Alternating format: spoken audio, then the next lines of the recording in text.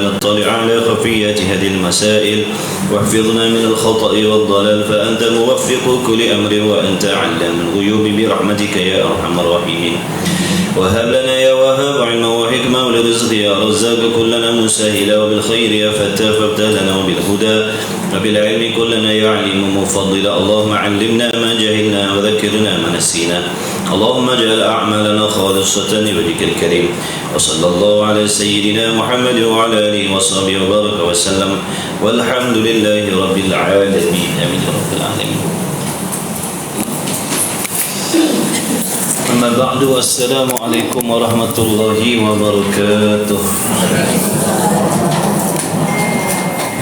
Alhamdulillah, segala puji bagi Allah Subhanahu wa taala yang dengan kehendaknya mempertemukan kita pada pagi ini di dalam majlis ilmu. Diharapkan para hadirin hadirat rahimakumullah di dalam diberi kesihatan, keafiatan yang baik oleh Allah Subhanahu wa taala, di dalam rahmat dan ridha Allah Subhanahu wa taala. Dalam materi majlis ilmu serta menjaga adab-adab dan akhlak itu di dalam majlis ilmu, sama ada adab yang zahir dan adab yang batin. Mudah-mudahan kita mendapat segala kelebihan yang dijanjikan oleh Allah Subhanahu wa taala, insyaallah. Amin ya rabbal alamin. Muka surat berapa kita ni? 43.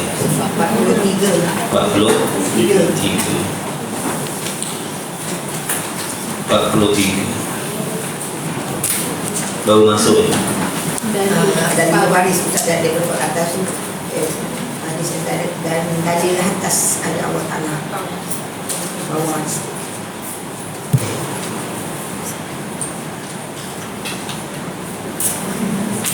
Perenggan awal Yang kedua tu Ustaz. Dan dari 43 ya? Ustaz dah sampai Ambil ambil atas. Ambil awal perenggan. Bismillahirrahmanirrahim.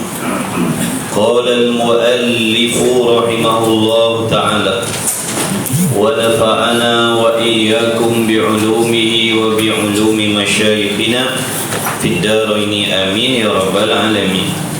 Muka surat 43. Dan dalil yakni bukti.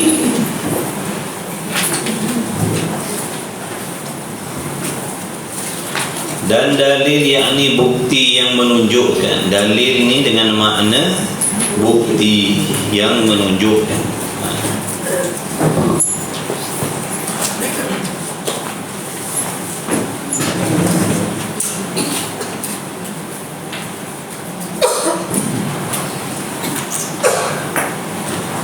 Dan dalil atas ada Allah Ta'ala cara-cara diri itu. Apa yang dimaksudkan dengan cara-cara diri, jangan lupa.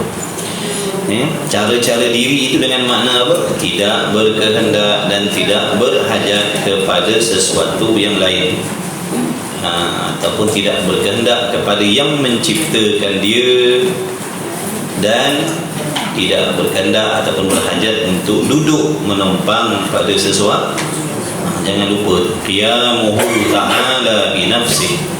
Ini sifat yang mesti ada pada Tuhan.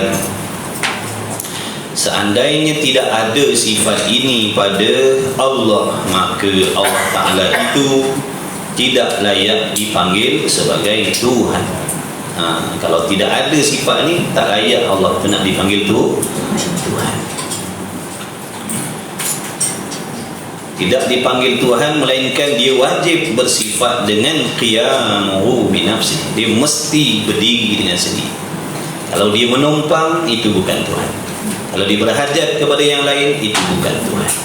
Kalau dia bergantung kepada yang lain, itu bukan Tuhan. Tuhan ni dia tak berkehendak, dia tak berhajat, dia tak bergantung, dia tak memerlukan sesuatu yang lain. Bahkan segala sesuatu yang lain itulah berhajat, bergantung, berkehendak kepada dia. Itu Tuhan. Sebab tu patung-patung tu tak layak nak dipanggil Tuhan, kerana tidak ada sifat ketuhanan pada patung-patung, berhala-berhala ataupun makhluk. Jadi bila kita dah tahu qiyamuhu ta'ala binafsih ini adalah sifat yang wajib ada pada Allah, maka mestilah kita i'tiqadkan dalam hati sungguh-sungguh. I'tiqad sungguh-sungguh, pegang sungguh-sungguh, percaya sungguh-sungguh, yakin sungguh-sungguh, dengan jazam yang putus. Jangan berbolak-balik di dalam hati kita. Mesti tetap dalam hati kita. Yang Allah Ta'ala itu ataupun Tuhan itu mesti bersifat dengan qiyamuhu binafsih. Jangan berbolak-balik, jangan taraddud. Jangan taraddud. Jangan taraddud. Apa maksud taraddud? Berbolak-balik. Jangan. Kalau dalam bab akidah ni berbolak-balik, itu tidak lagi dipanggil orang beriman.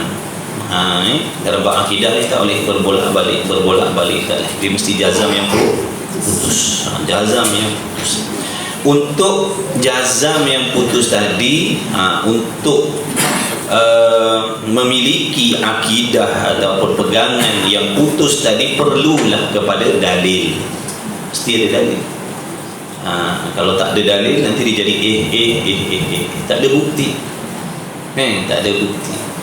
Lembu kita hilang, kena tengok dalil mana dia bagi. Mana dalil itu? Tapak kaki dia. Tengok kandang. Kat kandang tu tengok tapak kaki dia ke hulu contohnya. Maka tapak kaki tu dalil, bukti yang menunjukkan lembu barangkali ada di sebelah. Tu dalil.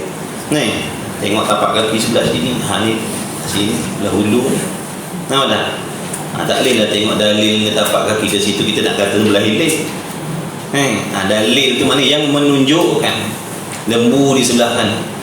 Jalan ikut dalil tadi, jumpa lembu dah. Bila dah jumpa lembu, nak kena dalil lagi tak? Dah jumpa lembu, nak kena dalil lagi tak? Tak payah. Nak dalil apa lagi? Ni lembu lah ni. Dalil mana dalil? Tahu lembu tengok kita. Kena dalil apa lagi? Dah aku depan mata ni, nak dalil apa lagi?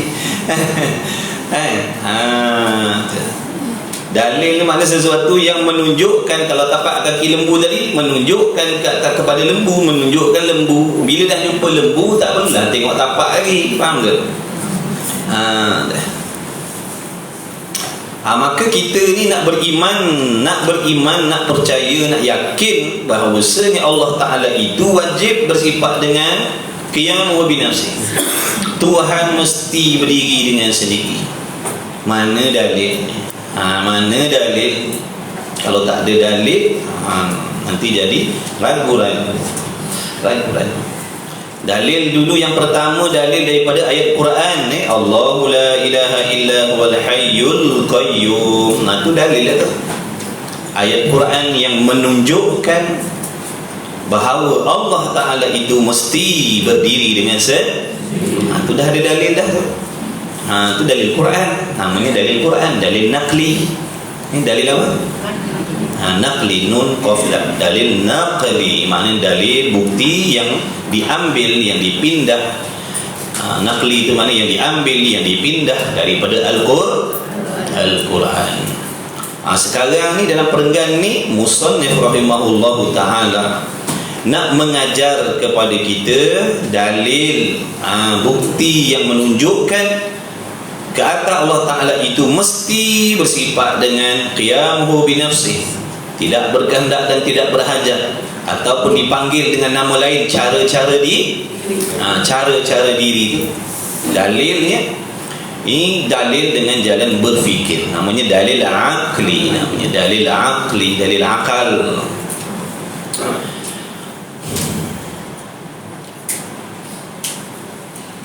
Apa faedah kita mengetahui dalil akal ni? Di antara faedahnya, Selain daripada nak meneguhkan pegangan dan kepercayaan yang ada dalam hati kita, selain daripada itu, fungsi dan peranan dalil akal ini ialah kita boleh gunakan dalil ini, dalil akli ini, untuk menerang dan menyatakan kepada orang-orang yang tidak percaya dengan Al-Quran. Kerana orang yang tak percaya dengan Quran, dia tak mahu nak dengar Quran. Memang dia tolak dah. Memang dia tolak dah. Dia tak percaya Quran, takkan kita nak bacakan Quran. Tapi kalau suruh dia berfikir, dia boleh fikir.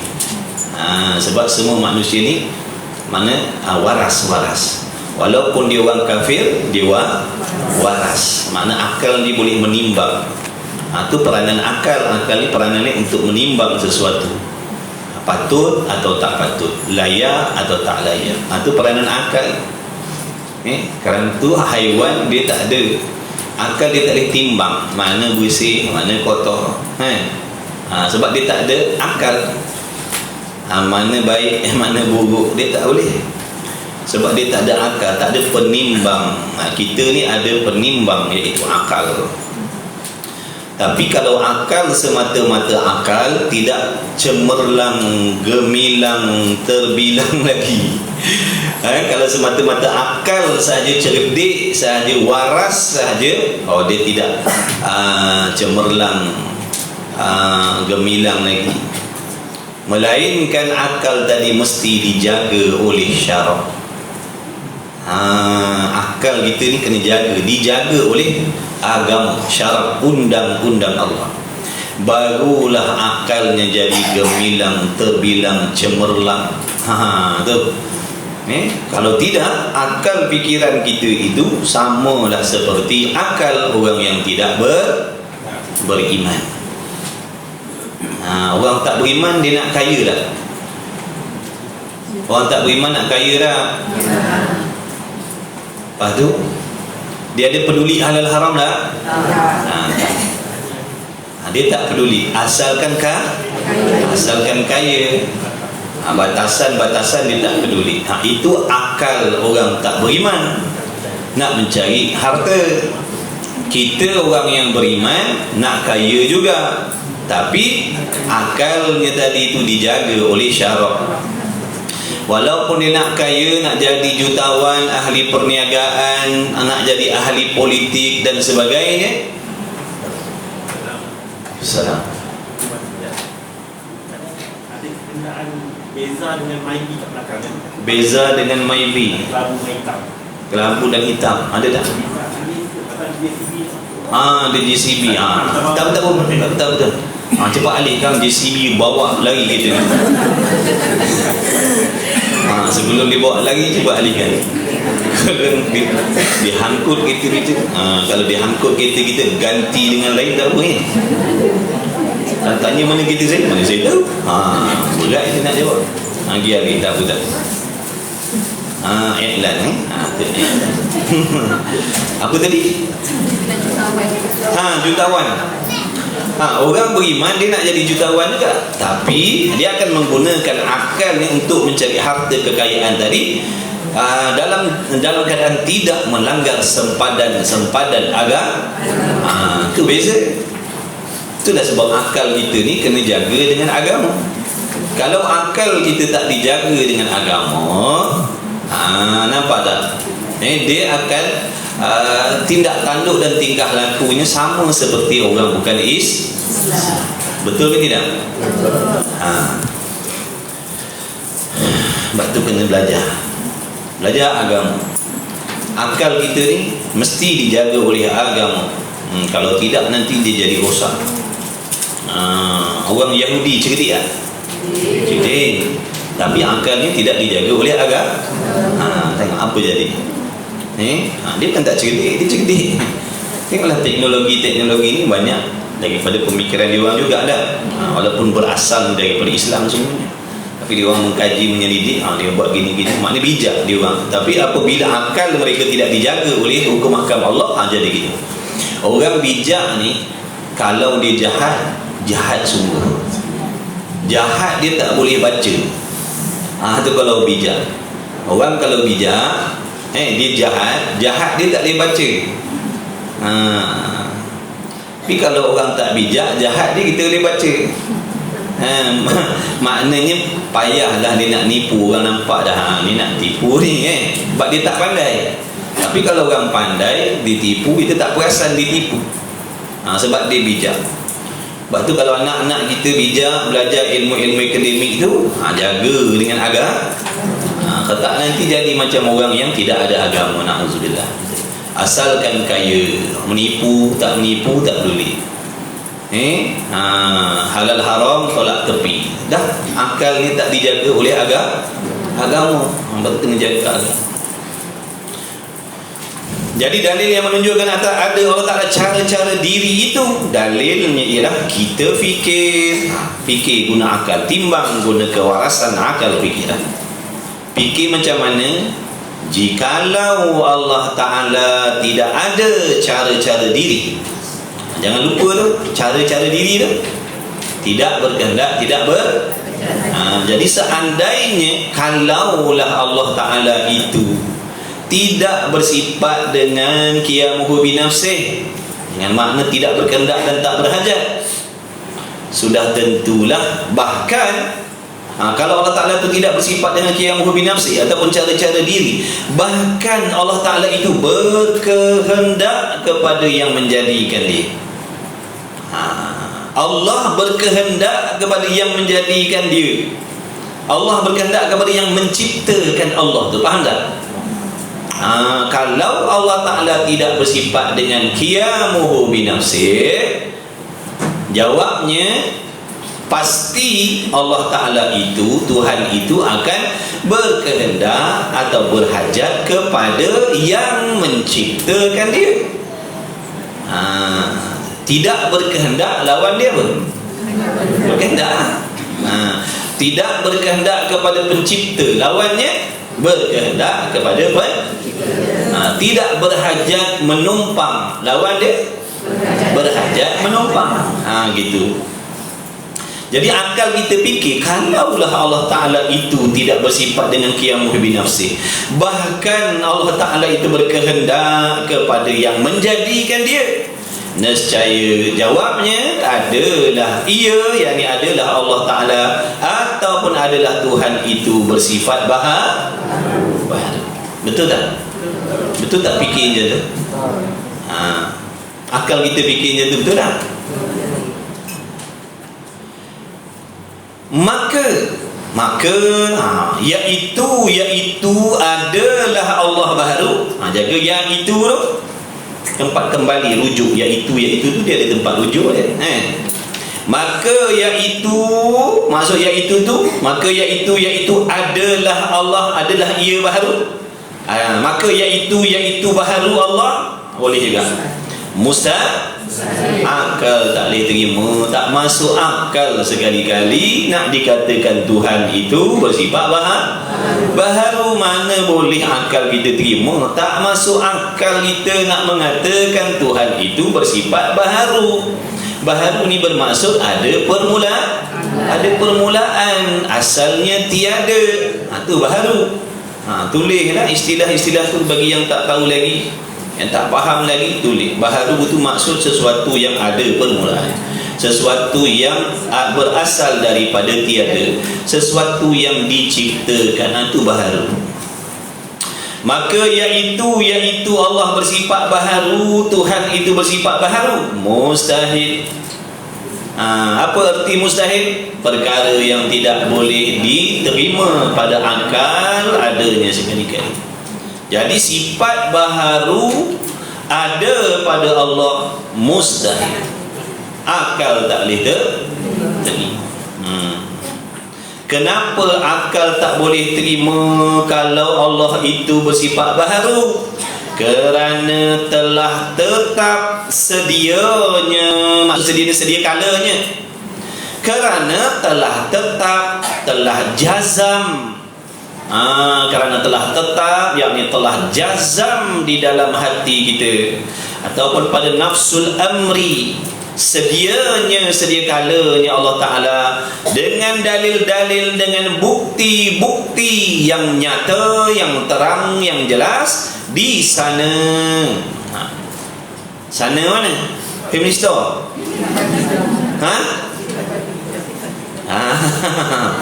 Di sana dengan mana? Pada bab yang kedua tu lah. Di sana pada sifat yang kedua, iaitu sifat dulu kan dah hurai dah dalam bab kidam dulu. Wajib Allah Ta'ala bersifat dengan kidam. Kidam artinya sedia kala. Sedia kala dengan makna tidak ada permulaan bagi adanya Allah. Kalau Allah Ta'ala tidak bersifat sedia kala, menunjukkan dia baharu.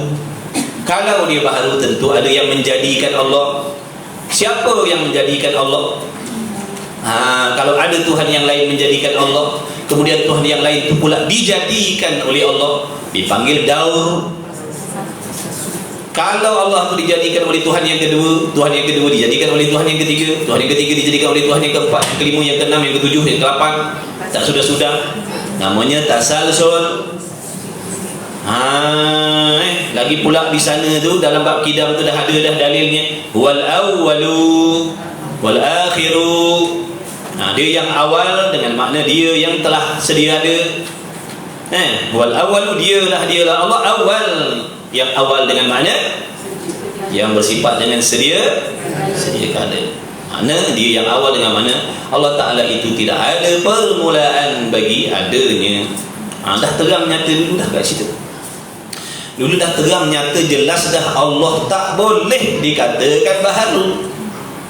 Kalau Allah itu Tuhan itu baharu, nanti akan timbul perkara yang membawa kepada perkara mustahil yang dinamakan daur dan tasalsul. Tengok balik dalam sifat yang kedua. Tengok balik. Dah ada dalil terang sana. Dalil Quran pun ada, dalil aqli pun ada dah. Jadi bila dulu dalam bab kidam dulu kita dah tahu, dah faham, dah jelas, dah i'tiqad sungguh-sungguh dah Allah Ta'ala tu bersifat sedia kala tidak baharu. Takkan dekat sini kita nak ubah pula, nak kata dia baharu, betul?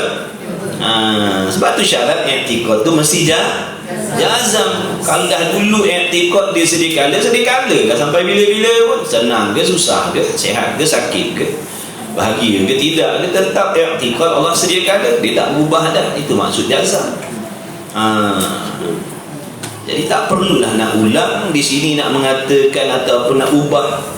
Dulu Allah sedia kala, sekarang ni Allah dah jadi baharu pula. Mana boleh, tak sah akidah kalau macam tu. Tak sah akidah tu, tak beriman tu kalau macam tu, kafir tu kalau lagu tu. Masuk di sana tu dalam bab kidam dulu. Nampak tak? Jadi ulama ni, ulama-ulama usuluddin ataupun ulama kalam ni, dia dah susun nombor 1, nombor 2, nombor 3, nombor 4, nombor 5 tu, wujud kidam baqa' tu semua ada faedah ni. Nak mudahkan kita faham jalan cerita. Nampak tak? Dulu kalau kita dah faham bab Allah Ta'ala, bab yang kedua, Allah Ta'ala tu wajib bersifat sedia kala tidak baharu, maka di sini mudah. Nampak tak? Kenapa tak boleh dikatakan Allah baharu? Dulu dah dinyatakan dulu dalam bab yang kedua, dia wajib bersifat sedia kala tidak baharu. Kan mudah. Bukan saja-saja ulama dok susun nombor 1, nombor 2, nombor 3 tu ada di punya faedah. Padahal itu hanya sebutan saja nombor-nombor tu. 1, 2, 3, 4, 5 tu sebutan saja, bukan memberi maksud Allah tu sifatnya ada dulu dan kemudian. Faham tak? Sifat Allah tu tak ada dulu, tak ada kemudian. Semuanya sedia kala sifat Allah tu. Adanya sedia kala, qidamnya sedia kala, baqa'nya sedia kala, sama' basarnya sedia kala, hayatnya sedia kala. Semua tak ada permulaan bagi ada ni. Tidak seperti sifat-sifat kita makhluk ni, ada dulu kemudian. Dulu jahil, sekarang barulah ada ilmu sikit-sikit. Nampak tak? Lepas tu besok keluar pintu tu lupa balik. Dah ilmu kita baru ni kan dia boleh berubah, kejap ada, kejap tak ada. Betul ke tidak? Baru kita baru ilmu kita, baru sifat-sifat yang ada pada kita pun baru. Dulu kecil ni, wek. Sekarang besar dah. Dulu kecil, tak besar dah. Nampak tak, sifat kita ada dulu, kemudian kecil dulu, lepas tu jadi besar. Dah besar tu jadi budak kecil ni. Perasan tak? Jadi budak kecil tadi. Jadi budak kecil lah. Umur banyak dah, tapi perangai macam budak kecil. Perangai macam budak kecil. Dia makin ketua, dia makin jadi budak balik. Dia mudah tersinggung, mudah tersentuh, mudah emosi, mudah merajuk. Betul tak? Payah nak ngaku lah. Dia jadi budak kecil. Cakap sikit merasa macam budak kecil. Macam budak kecil banget. Sebab dia nak balik-balik ke alam tiada dia. Betul? Tak lama dia balik lah tu ke alam tiada. Mati. Nampak tak? Benda baharu dah memang macam tu lah.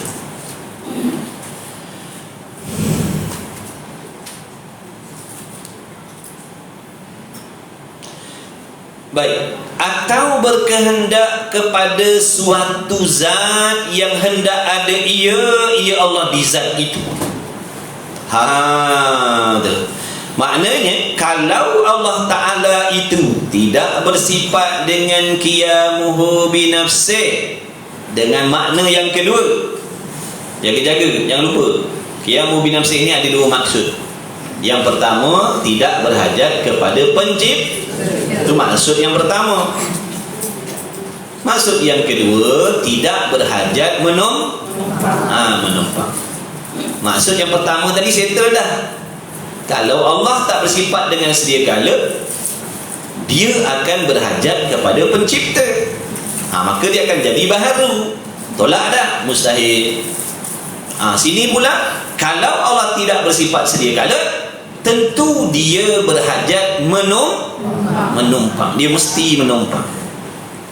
Sebab sifat baharu mesti menumpang.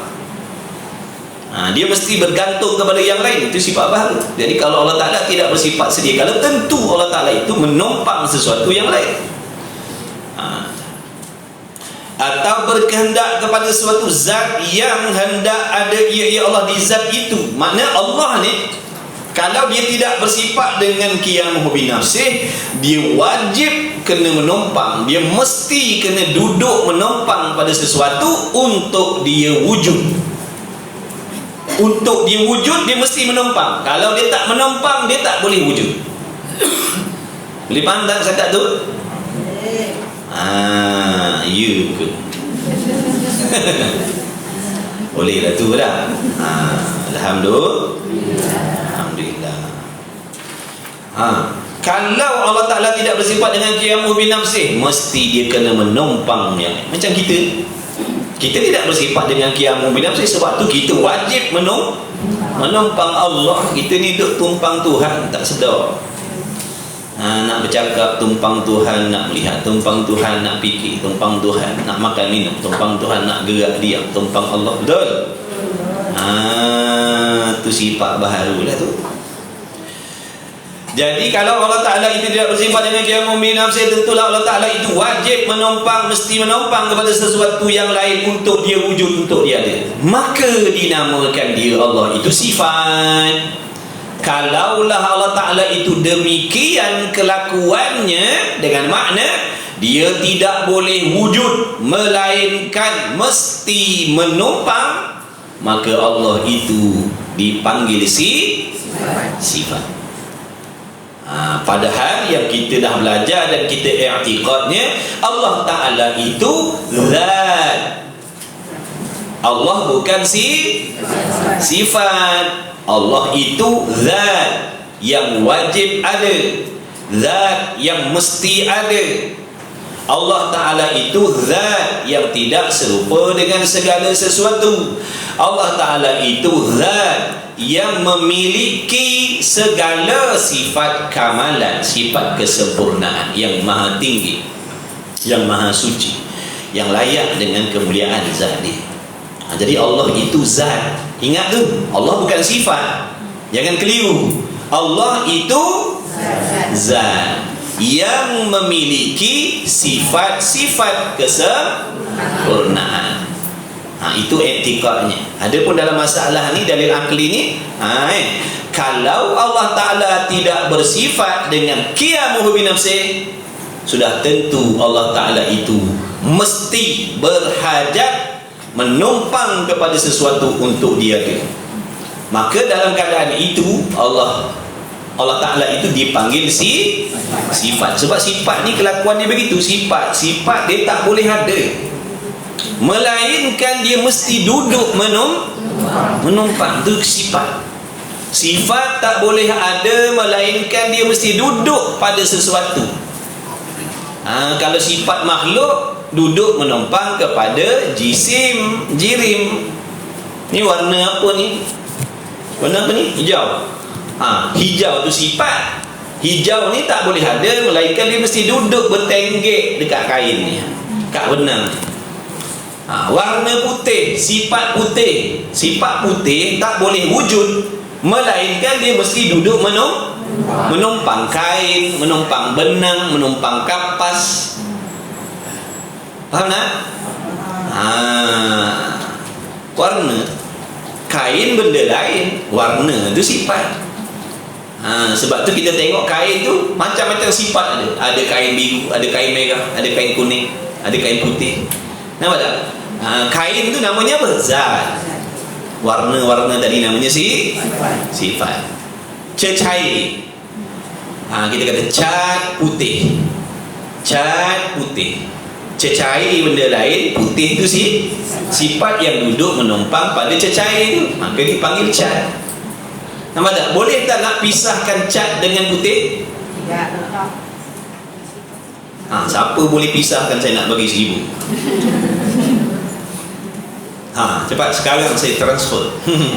Siapa boleh asingkan daripada cecair dengan putih? Sebab tak boleh lah. Sebab tu kita tawar 1,000. Kalau boleh nanya kita. Mana nak gabakan 1,000 kan? Sebab tak boleh lah. Warna putih tu tak boleh nak pisahkan dengan cecair tu. Tak percaya, balik ni sekarang pergi singgah hardware dekat sini. Bang, mana hardware dekat bang? Bawah ni. Bawah ni kan. Pakak-pakak pergi ke ramai. Melayu ke Cina? Tanya Pek, saya mau beli putih, cecair dia saya tak mau. Saya nak putih 1 tin, cecair dia saya tak mau. Saya nak putih saja. Pening Apek tu terkebil-kebil. Kata macam mana aku nak asingkan? Warna putih mesti duduk lah pada cecair ni. Kata Apek tu, dia ngaji tauhid juga.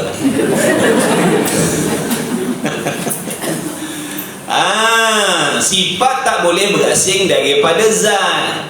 Sifat kalau dia nak ada, dia mesti kena menumpang. Tu warna putih tumpang cecair tu, namanya cat putih apa ni. Sebab tu kita tak boleh nak asing. Tak boleh nak asing sifat putih duduk tin lain, cecair duduk tin lain. Tak boleh. Kena hangkut sekali. Kena hangkut sekali. Nak beli cili singgah kedai.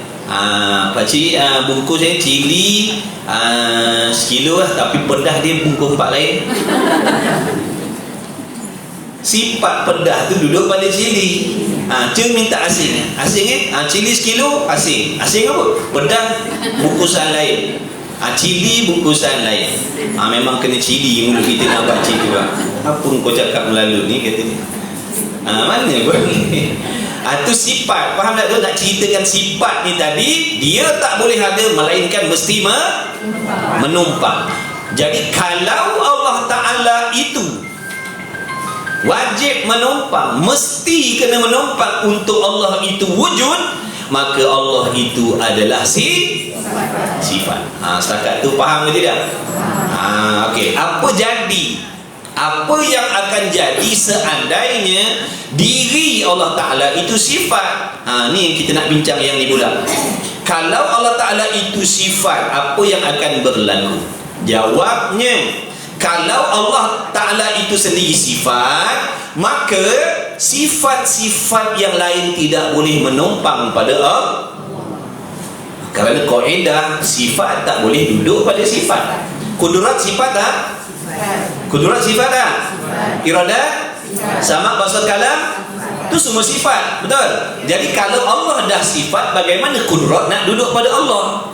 Kalau Allah dah sifat, bagaimana iradat nak duduk pada Allah? Kalau Allah Ta'ala tu sifat, bagaimana sama basar kalam nak duduk pada zat Allah? Kerana sifat tak boleh duduk pada membawa kepada Allah tidak memiliki segala sebarang sifat. Kalau macam tu, ulang balik. Ada yang terkebil-kebil, terkulat-kulat. Ni air apa ni? Air apa ni? Cappuccino. Minum dulu. Mikir-mikir je. Bagi Chan mikir je. Kita nak minum.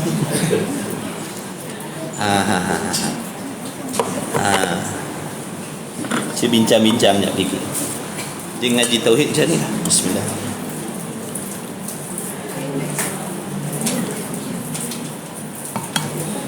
Pok minum Bismillah. Pok minum pakcik. Makcik. Malu lah.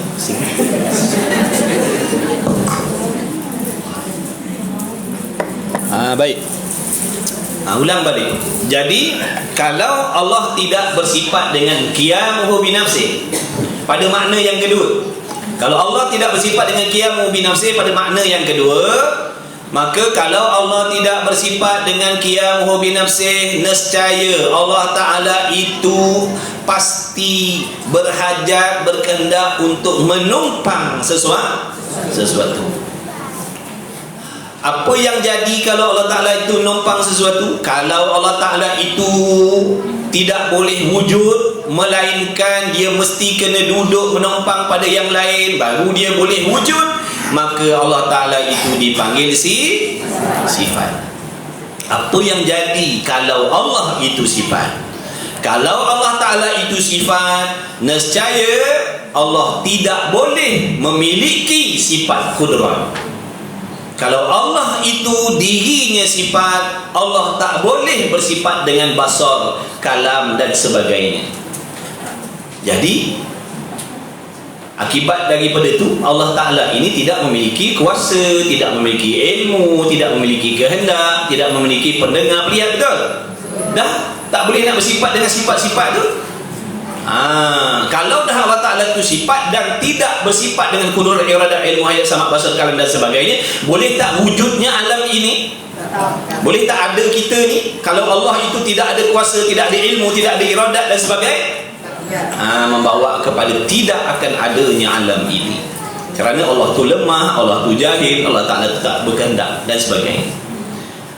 Alam ini tiada, bohong. Alam ni tak ada, dusta. Kerana mata kita sendiri dah menyaksikan adanya alam ini.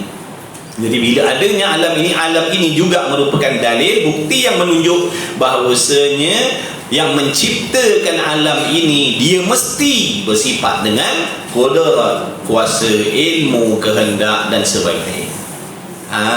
Boleh faham tak setakat tu? Ingat ni kaedah sifat tak boleh menumpang sifat menumpang zat. Allah itu zat, maka Allah Ta'ala itu bersifat dengan kudrat. Allah adalah zat yang bersifat dengan kudrat. Allah adalah zat yang bersifat dengan iradat. Allah ada zat yang bersifat dengan sama. Allah itu adalah zat yang bersifat dengan basar, kalam dan segala-gala sifat kamalat, sifat kesempurnaan yang lain. Allah bukan sifat yang bersifat dengan sifat yang lain. Jaga-jaga, jangan keliru. Allah bukan sifat yang bersifat. Allah adalah zat yang bersifat. Okey, dah faham situ, baca kitab balik. atau berkehendak kepada suatu zat yang hendak ada ia Allah di zat itu, maka dinamakan Allah itu sifat, yakni Allah Ta'ala itu kena kepada sifat. Apa jadi? Dan jikalau Allah Ta'ala itu sifat, maka tentulah tidak bersifat dengan sifat-sifat ma'ani seperti sifat qudrat, sifat iradat yang lagi akan datang disebut. Maknanya bab sifat qudrat iradat ni belum sebut lagi, belum sampai babnya lagi, akan datang tu. Cuma musannif sentuh di sini nak menyatakan akibat ataupun kesan seandainya dikatakan Allah Ta'ala itu sifat. Kalau Allah Ta'ala itu sifat, nescaya Allah tidak boleh bersifat dengan kuasa. Kalau Allah Ta'ala itu sifat, nescaya Allah tak boleh bersifat dengan kehendak. Kalau Allah Ta'ala itu sifat, Allah tak boleh nak bersifat dengan apa?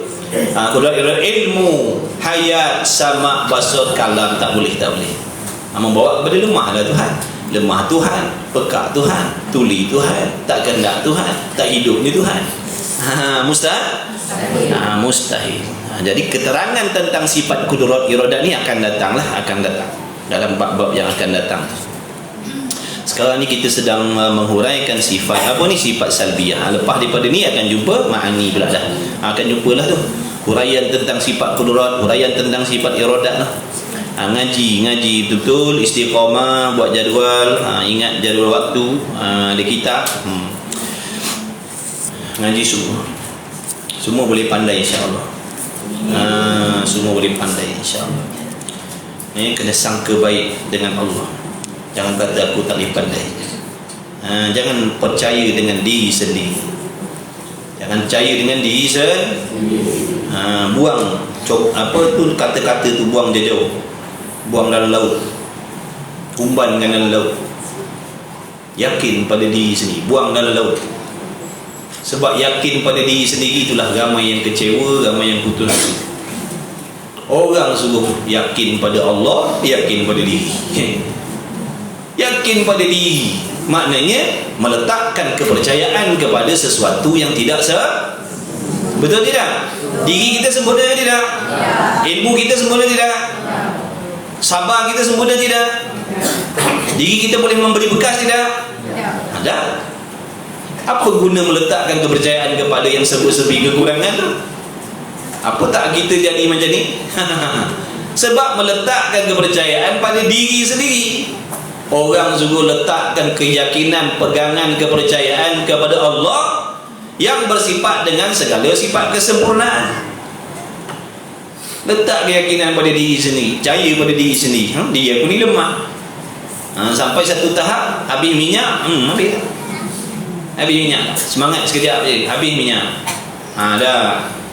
Aku tak boleh berubah. Memang tapi Allah boleh tak nak mengubah kita jadi lebih baik? Sebab tu suruh pegang pada Allah. Yakin, ya Allah, Engkau Maha Kuasa memberi pertolongan kepada aku. Aku boleh berubah jadi yang lebih baik. Ini percaya pada diri sendiri. Mana punya pelajaran ni? Kita ni, pemikiran kita ni banyak dah dirosak. Pemikiran kita ni dah banyak dirosakkan oleh perkataan-perkataan yang macam tu. Sebab itulah kita kecewa dengan orang. Membuat sesuatu mengharapkan penghargaan orang. Sebab tu bila orang tak hargai, kita kecewa. Betul? Padahal kalau kita buat baik, benda ikhlas, Allah tetap akan bagi balasan baik walaupun orang tak hargai. Tapi kita salah. Sebab tu Islam memerintahkan supaya ikhlas. Kita tak ikhlas, kita buat baik tak ikhlas. Kita buat baik kerana orang. Kita khidmat kerana orang. Sebab tu bila orang kita tak dapat apa yang kita inginkan daripada orang tu, kita kecewa. Salah siapa? Salah sendiri.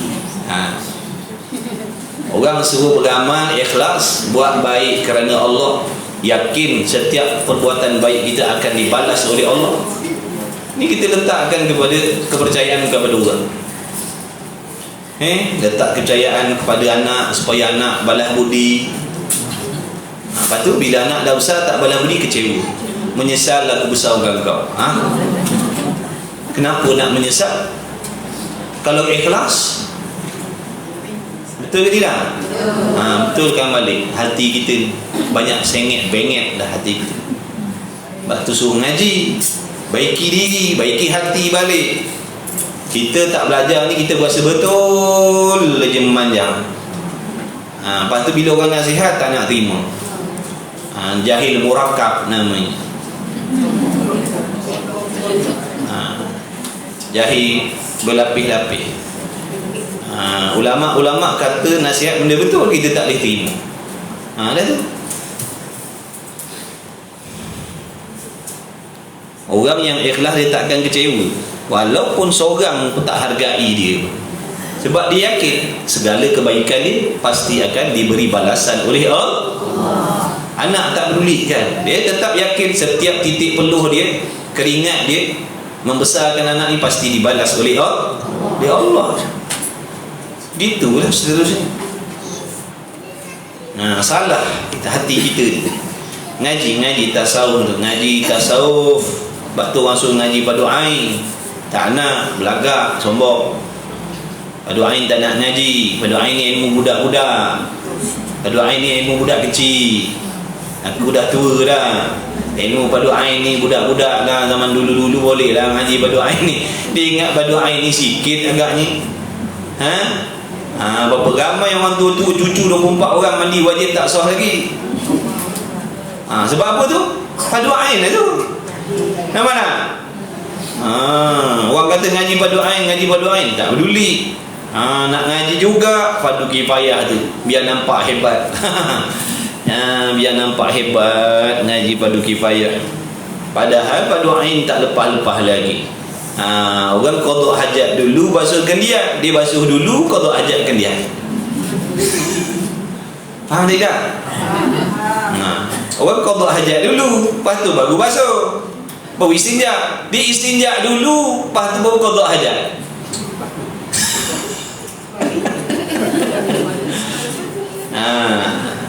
Orang pergi kencing dulu baru basuh. Dia basuh dulu dia baru kencing. Faham tak tu? Maknanya Padu Ain tak lepas lah tu. Heboh nak ngaji Padu Kifayah. Belajar tasawuf tu, Padu Ain tu, Padu tasawuf tu. Nak baiki hati. Nak bersihkan hati daripada benda-benda yang tak elok. Contohnya sifat yang tak elok, yang haram ada dalam hati apa? Mengharapkan penghargaan daripada makhluk dengan setiap amal kebaikan yang kita buat. Sebab tu ikhlas itu hukumnya wajib. Ikhlas itu hukumnya wajib. Tapi bila Allah perintahkan kita supaya ikhlas, kita tak nak ikhlas, kita pilih tidak ikhlas, maka tunggu mudarat dia. Itulah di antara mudarat dia, kecewa, menyesal, kecewa. Menyesal aku besarkan kau. Menyesal, kenapa nak menyesal kalau Allah bagi balasan? Baiki balik hati kita. Yang bini menyesal jadi bini, yang laki menyesal jadi laki, yang mak bapak menyesal jadi mak bapak. Dah tak ikhlas beramal, salah kita.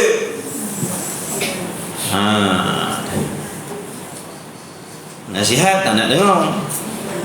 Kita lah kan cakap orang lain. Ya, tu pun macam marah yang nak terima. Ya. Allah Akbar. InsyaAllah ngaji ni niat kita nak baiki amal ibadah kita. Dan Allah tunjukkan salah kita satu dah Allah tunjuk, dapat kita baiki. Tak kena selama ni baiki. Tak kena gini baiki. Itu niat kita belajar. Nak baiki diri. Bukan nak seronok-seronok isi masa lapang baik pergi main bola ke, lepak di pantai ke. Ni mengaji bukan isi masa lapang. Mengaji ni sebab nak baiki amal ibadat, mudah-mudahan ada bekal nak bawa balik mati. Jadi kita cakap macam tu, menyesal macam, takut jangan tak ikhlas apa yang kita buat. Takut tak ikhlas besarkan anak-anak, tak ikhlas. Jangan mengharapkan balasan daripada selain Allah. Dalam tak perasan tu kita mengaji dah tasawuf, ikhlas buat sesuatu kerana Allah. Cakap je tapi perbuatannya tidak. Baiki balik istighfar pada Allah. Moga-moga Allah ampunkan dosa-dosa kita yang tak ikhlas. Allah akan gantikan dengan kebajikan yang lain. Orang kita bila kita salah, kita mengaku salah dengan Allah, kita bertaubat kepada Allah, Allah gantikan dengan kebajikan yang lain. Itu kasih sayang Allah pada kita. Allah nak suruh kita taubat, Allah bagi ganjaran. Bukan maksudnya contohlah kita solat tidak ikhlas. Solat ni tak ikhlas pun kena solat. Baik. Bila kita solat tidak ikhlas, bila tak ikhlas Allah tak terima, tak layak mendapat kebajikan, tak layak mendapat, tidak berhak mendapat balasan baik daripada Allah kerana solat kita tidak ikhlas. Baik. Kemudian selepas daripada kita solat, kita tahu, kita sedar waktu kita solat tu kita memang ada ujub riak dalam hati kita. Lalu kita mengaku dengan Allah, bersalah dengan Allah, menyesal dan bertaubat daripada riak dalam solat tadi, maka Allah akan ampunkan dan Allah akan gantikan dengan kebajikan yang lain. Bukan dengan maksud bertaubat tu jadi sia-sia dah. Nampak tak? Allah tak jemu memberi balasan. Allah tak jemu memberi balasan. Selagi mana kita sudi nak buat baik, selagi itu Allah lebih sudi nak memberi balasan-balasan baik yang berlipat kali ganda kepada kita. Jadi yang ada niat-niat sebelum ni macam tu, baiki balik, taubat pada Allah. Mudah-mudahan mana Allah gantikan dengan kebajikan-kebajikan yang lain. Asbab daripada perkataan-perkataan kita yang macam tu na'udzubillah. Menyesal aku jadi mak bapak engkau ni. Menyesal aku jadi bini engkau ni. Menyesal aku jadi laki engkau ni. Jangan, na'udzubillah. Sebab tu kena sabar. Sabar ni bila dia tak boleh kontrol, dia akan menyebabkan, dia akan berjangkit kepada anggota nak menterjemahkan kemarahan tadi. Ngaji tasawuf tu, kita ni dua benda ni bersilih ganti dalam hidup kita setiap hari. Dapat benda yang kita nak dan dapat benda yang kita tak nak. Ni je dua, bergilir-gilir. Nak cerita sekarang ni, bila tak dapat benda yang kita nak. Dalam kitab Penawar Bagi Hati dia kata apa? Kemarahan tu boleh timbul sebab apa? Dua sebab. Yang pertama, sebab hilang benda yang kita suka. Bila benda yang kita suka hilang, jadi marah, timbul marah. Marah menggelegak dalam hati kita sebab benda yang kita sayang tadi hilang dah, luput dah daripada diri, hilang dah, marah dah, timbul marah. Maka marah ni tadi kalau tak dididik, kita biarkan dia, tak dididik dia, tak dijaga, tak dikawal, dia akan menyelinap masuk ke anggota kita yang lain. Dia akan mempengaruhi anggota kita. Itu yang jadi masam muka dia. Daripada apa tu? Sifat marah tadi diterjemahkan dengan muka dia. Sebab apa tadi? Marah. Tak boleh kawal. Kadang-kadang dia berjangkit ke lidah, keluar perkataan yang jahat-jahat. Keluar, dia pergi ke jari, tulis benda yang jahat-jahat. Sebab apa? Tak kawal marah nanti. Tu jalan cerita dia. Sebab tu marah ni kena kawal dia, kena didik.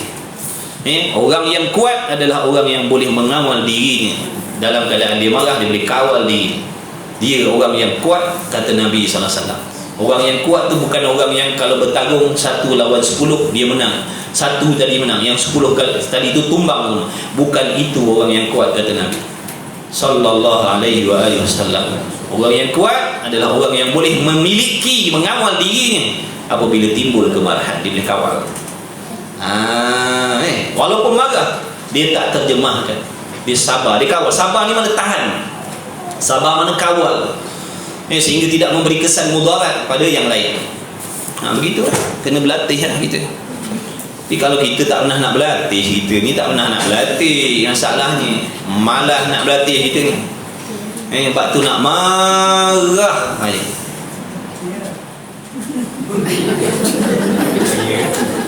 Ya. Nak marah ni. Tak kena je marah. Tu kena jaga. Sebab marah ni kalau tak kau dia merosakkan diri kita. Boleh merosakkan diri, merosakkan perhubungan. Sungguh ke tidak? Sebab kita tak nak ikut apa Allah suruh. Allah suruh kawal, kita tak nak. Terima mudarat. Terimalah mudarat dia. Allah tidak akan melarang sesuatu melainkan apa? Nak menyelamatkan daripada mudarat. Tapi kita tak nak dengar, kita tak nak ikut. Allah kata sabar, kawal, kita tak nak. Terima mudarat. Terima mudarat. Ngaji dah. Kita ngaji ni niat nak apa Nak seronok-seronok ke? Nak suka-suka ke nak beramal? Ya ke? Bila nak beramal? Nanti-nantilah. Beramal dengan sabar. Nanti-nantilah. Sempat ke agak-agak? Kalau tak mula daripada sekarang, bila lagi? Kalau tak mula daripada sekarang, bila lagi? Ni dengar ni, jangan berbuat tak dengar. Dia buat kerja lain, cakap buat kerja lain.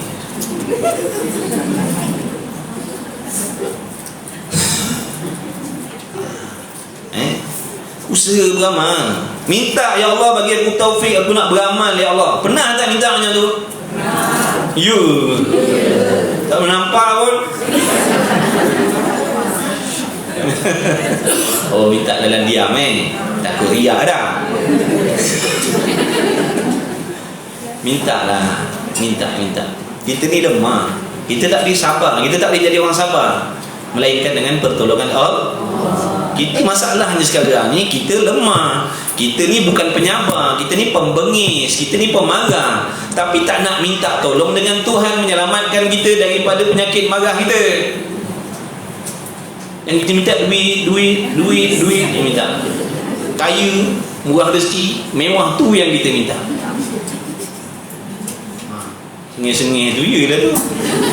Asal tak ada tangan je, tak ada dah benda lain. Asal tak ada tangan je, tak ada dah benda lain. Mesti nak minta benda yang mulia-mulia atas dunia. Pangkat, jawatan, bahagia, seronok, tu minta.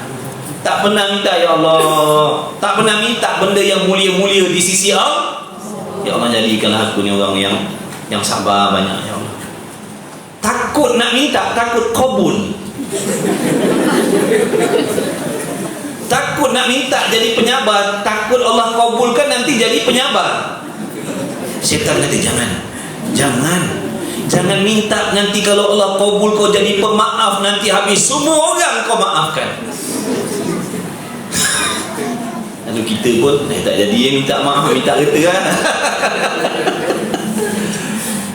Sungguhlah kita tak berasal betul. Kadang takut nak minta yang baik-baik, takut terkabul nanti jadi baik. Takut nak minta jadi pemaaf, ya Allah jadikanlah aku ni orang yang pemaaf, tak ada simpan dendam pada siapa pun ya Allah. Takut nak minta sebab nanti jadi pemaaf. Dah tak boleh nak berdengki, dah tak boleh nak berdendam. Dia rasa rugi kalau buang sifat-sifat tu. Na'udzubillah min dzalik. Betapa kotornya hati kita, sayang dengan benda kotor. Patutnya benci dengan benda kotor. Sebab tu jangan redha dengan diri jangan redha dengan diri kita ni, jangan redha dengan hati kita ni yang ada penyakit ni. Ya Allah, aku tak redha dengan hati aku yang macam ni. Ini dah kita seronok dengan hati kita. Ada sifat-sifat yang Allah benci tu kita simpan. Kita jadi seronok simpan benda tu. Kita rasa untung simpan benda tu. Padahal sifat-sifat itulah yang menjadi asbab kita dibenci oleh Allah, walaupun kita kuat mengaji, sembahyang dan sebagainya. Usaha nak minta kepada Allah sungguh-sungguh. Ya Allah, jadi pemaaf ya Allah. Sebab benda tu akan bagi mudarat kita. Sungguh, perasan tak perasan je. Kemudian mana tadi? Mana? Hilang dah. Itu iklan tu tuan-tuan dalam TV, TikTok tak ada keluar iklan macam tu. Baik, jadi bila Allah Ta'ala tu tidak Allah Ta'ala tu sifat, nescaya Allah Ta'ala tu tidak bolehlah nak bersifat dengan sifat-sifat maknawiyah, kerana kaedah yang telah tetap, kaedah yang tetap bahawanya sifat tidak boleh menumpang sifat, tak boleh tumpang sifat. Maka jika Allah Ta'ala tidak bersifat dengan sifat-sifat ma'ani dan maknawiyah, nescaya tidak menjadi, mana tidak menciptakan ia ya Allah akan makhluk ini. Betul tak? Kalau Allah tak ada sifat-sifat ma'ani tu, sifat kudrat iradat tu, macam mana Allah nak jadikan makhluknya? Nampak? Macam mana Allah Ta'ala nak jadikan makhluk ni kalau Allah Ta'ala tak ada kudrat, Allah Ta'ala tak ada iradat, Allah Ta'ala tak ada ilmu? Macam mana nak jadikan alam ini? Dan makhluk ini pun tidak ada. Kalau Allah Ta'ala tu tidak bersifat dengan sifat-sifat ma'ani tadi, macam mana Allah nak menjadikan alam? Dan makhluk ini pun tiada. Maka batil. Dakwaan tu salah lah. Nak kata Allah tak ada kudrat, Allah tak ada iradat, Allah tidak bersifat dengan ilmu, kemudian Allah tidak menjadikan makhluk sebab dia lemah, dia jahil dan sebagainya. Batil, salah, bohong, karut. Kerana sebab apa batil? Sebab apa karut? Kerana makhluk ini sudah ada dengan pandangan mata kita. Sebab mata kita ni sendiri dah menyaksikan adanya alam. Bahkan butir mata kita ni pun sendiri makhluk bahkan penglihatan kita sendiri tu pun ciptaan Allah dah.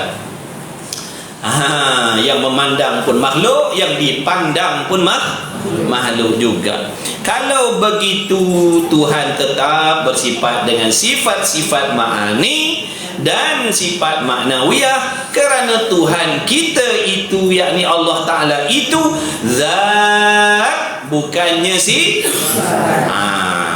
garis kat situ. Allah Ta'ala itu zat, bukannya ingat baik-baik, Allah bukan sifat, Allah zat yang bersifat.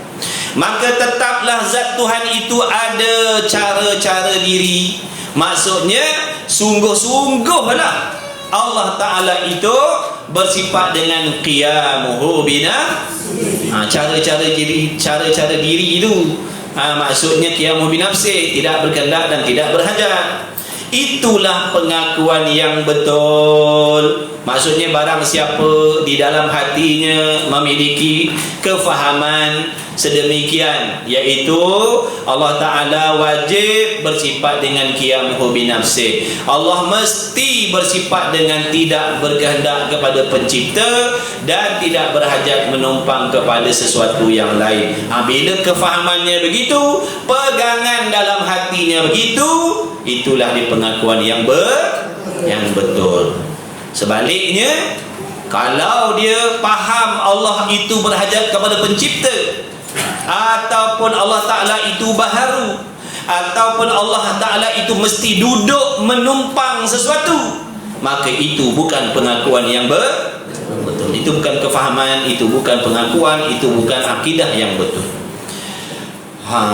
Itulah dia pengakuan yang betul, yang sama dengan pengakuan Allah Ta'ala seperti firman-Nya Allah Ta'ala. Ini dalil lagi, ini dalil Quran lagi, ini dalil Quran lagi ni. Yang sebelum tu pun dalil Quran, Allahu la ilaha illa huwal hayyul qayyum, tu pun dalil menunjukkan Allah bersifat qiyamuhu binafsih. Ini pun dalil ni, ya ayyuhan nas antumul fuqara'u ila Allah wallahu huwal ghaniyyul hamid. Ini dalil lagi. Lagi banyak dalil, lagi bagus, lagi banyak bukti, lagi kejap, lagi kuat, lagi mantap. Wahai manusia, Allah menyeru kepada sekalian manusia, yang kaya, yang miskin, yang kuat, yang lemah, yang berpangkat, yang berjawatan, yang gaji besar, yang gaji kecil, yang tak bergaji.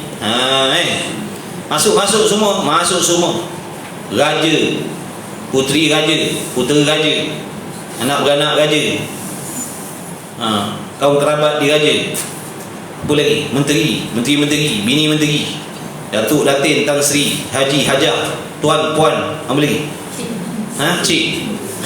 ikutlah daripada atas sampai ke bawah, yang berpangkat sampai yang tak ada pangkat apa, daripada sekaya-kaya orang sampailah semiskin-miskin orang. Antumul fuqara'u ila Allah. Kamu kena ingat, kamu berhajat, berkehendak, bergantung kepada Allah. Yang kaya berhajat kepada Allah supaya dikekalkan kekayaan dia. Yang miskin berhajat kepada Allah supaya diberi kekayaan. Yang taat berhajat kepada Allah agar dikekalkan ketaatan dia. Yang duduk dalam maksiat berhajat kepada Allah agar ditolong, dilepaskan daripada maksiat. Nampak tak? Jadi kita ni fuqara, fakir, berkehendak, berhajat, bergantung kepada Allah. Sentiasa. Bukan masa susah ya. Sentiasa berkehendak, berhajat kepada Allah. Tapi masalahnya kita berasa berhajat ni bila kita susah je. Bila kita dah dapat apa yang kita nak, seolah-olah macam kita dah tak berhajat lagi dengan Allah. Betul ke tidak? Waktu kita susah doa macam mana? Menangis, melalak, kuat tinggi. Ya Rabbi, ya Allah, tolonglah bagi duit.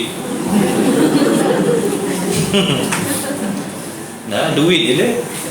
Celik duit, pejam duit, mulut cerita pasal duit. Tak ada duit. Jaranglah dengar tak ada pahala lah. Jarang nak dengar. Ada kawan-kawan ada dengar? Tuan-tuan ada dengar tak? Kawan-kawan dia sembang ni, risau lah tak ada pahala. Ada? Kalau ada bagi tahu siapa dia, kita nak jumpa orang tu. Baik now dia tu. Mulut. Apa benda tu? Tak ada pahala lah. Duit aja pemikiran kita. Fikir duit, hati risau duit, tubuh badan risau cari duit sampai ke mati. Itulah kebanyakan manusia atas dunia. Yang dirisaukan itu dunia. Bukan risau tentang bekal mati dah. Na'udzubillah. Allah jauhkan ni, Allah selamatkan kita semua, amin ya Rabb. Kita ni fakir berhajat kepada Allah. Sebab tu waktu kita susah, kita bukan main lagi, doa bersungguh hati, duk ingat Allah, ya Allah, ya Allah, ya Allah. Bila Allah dah bagi doa pun biadab dah. Bila Allah dah bagi, kita doa pun biadab dah dengan Allah. Mulutnya minta ya Allah, ya Allah, amin, amin. Apa maksud amin? Istajib doa anak.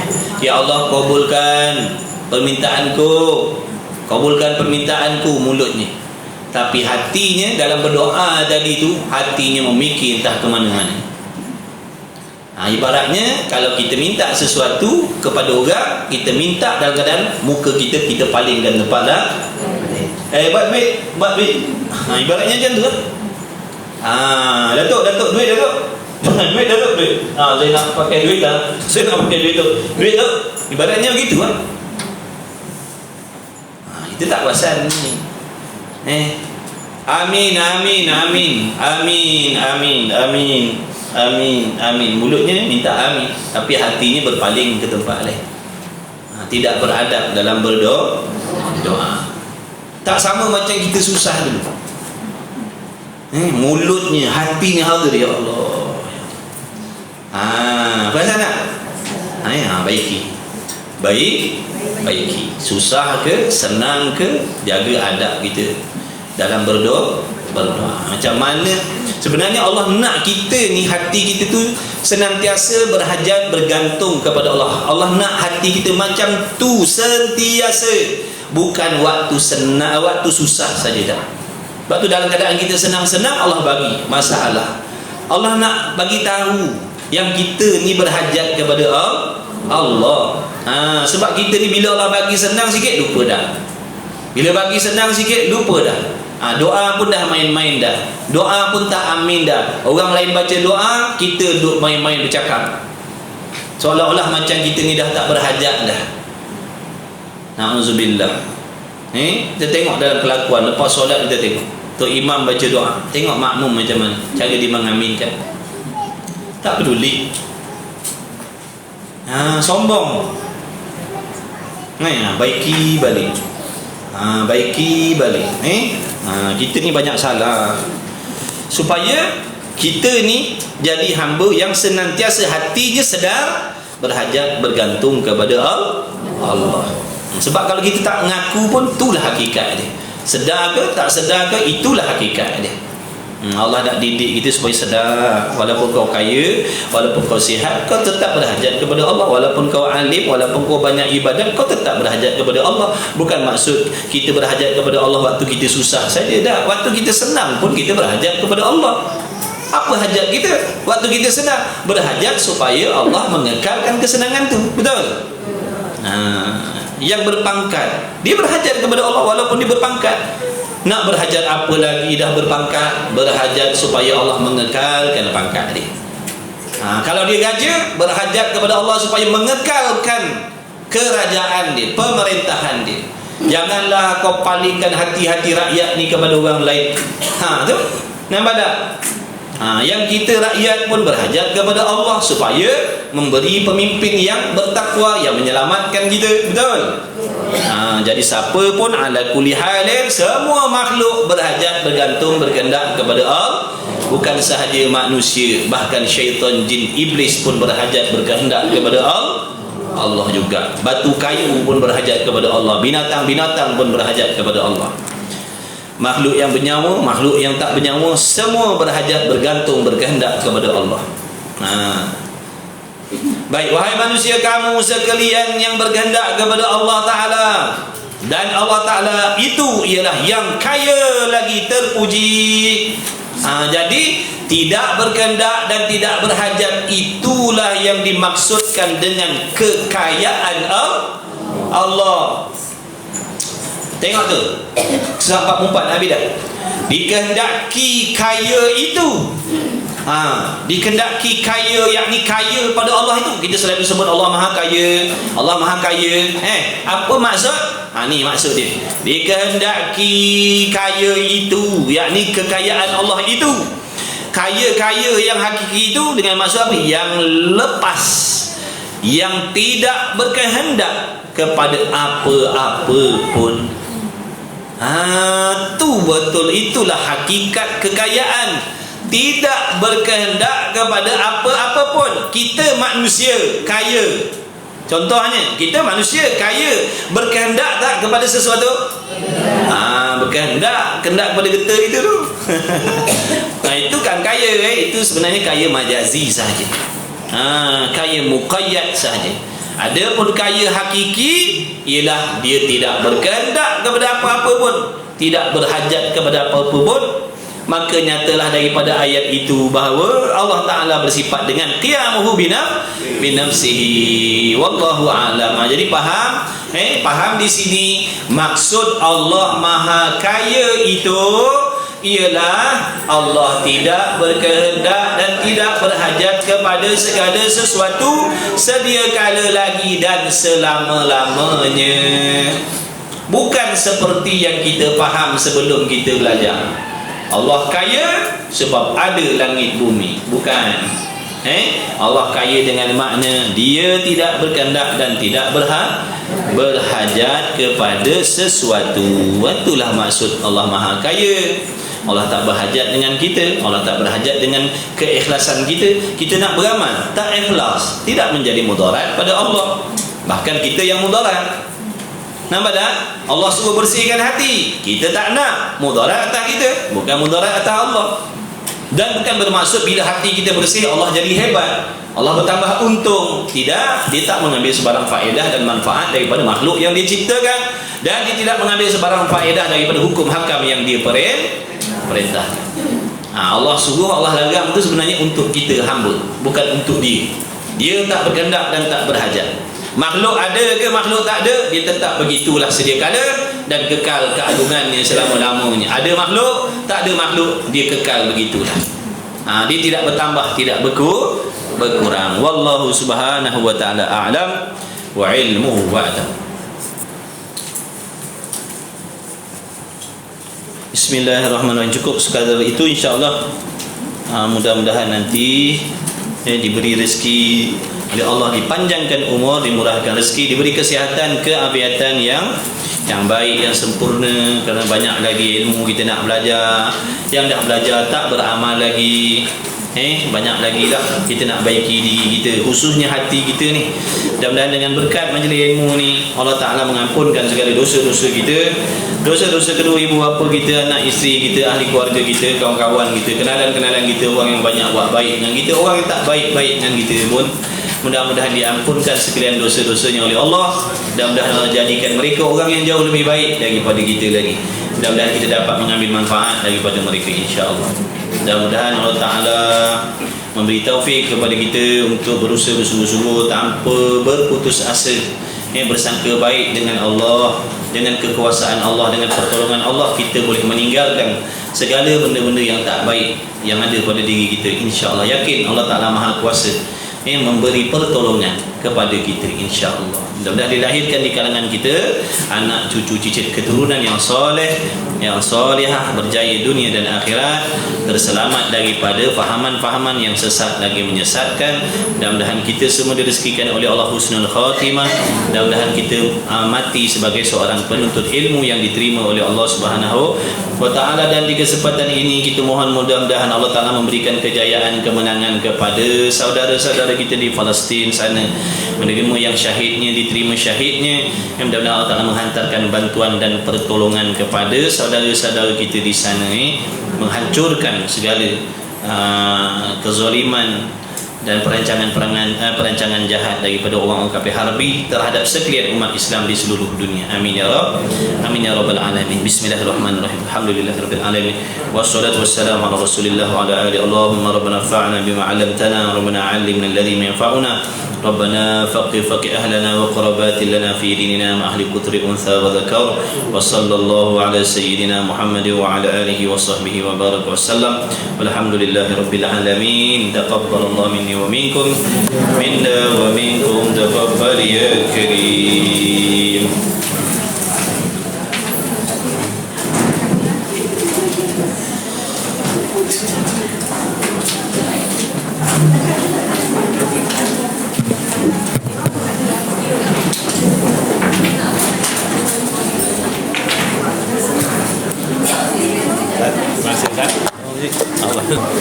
Mana program ini? Sini Ustaz. Sini.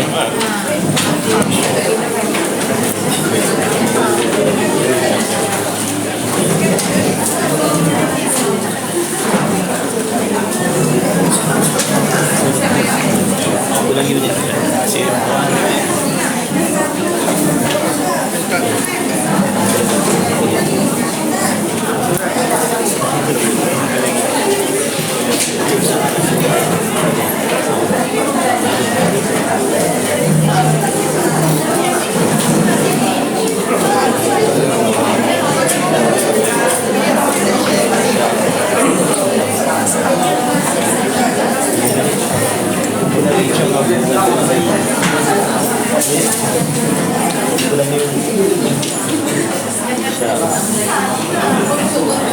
Allahumma salli. Apa lagi?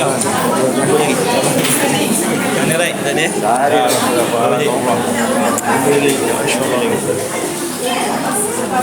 Alhamdulillah. Ustaz, dari kakak. Masya-Allah. Jazakallah khair. Masih Kak? Abang kota dah masuk di balik. Sini dah semua yang sini ni dah habis nak kaya jelas. Yang itu minggu lepas jumpa dia. Minggu lepas. Masuk balik. Masuk balik. Dia sebelah satu kali. Kalau ni kat sini dah juga balik. Rumah dia. Bismillah.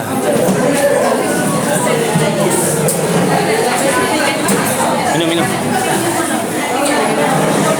Ini niaga. Menang di air.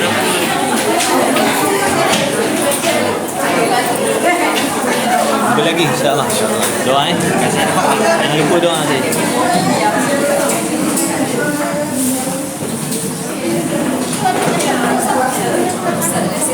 Sama Kak. Doa saja insya-Allah.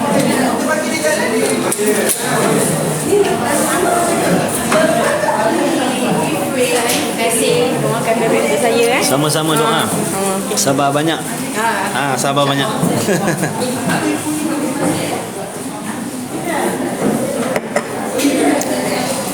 Kelas Zohor. InsyaAllah kelas Zohor ada kot. Nanti apa-apa saya update dalam grup saya tengok balik, takut diorang banyak ambil cuti akhir tahun tu. Kalau nak ikutkan kelas Petronas ya. Salam. Tak apa. Kak sihat lama hilang.